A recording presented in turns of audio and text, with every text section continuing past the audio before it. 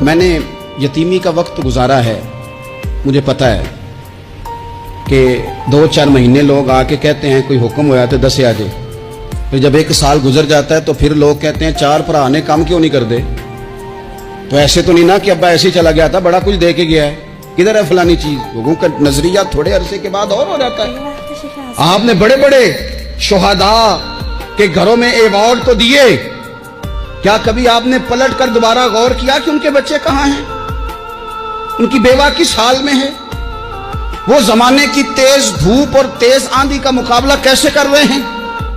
بغیر باپ کے جو انسان کو کھلے آسمان تلے وقت گزارنا پڑتا ہے وہ کتنا کو مشکل ہوتا ہے، وہ کس طرح ٹائم گزار رہے ہیں، یہ کبھی سوچا لوگوں نے؟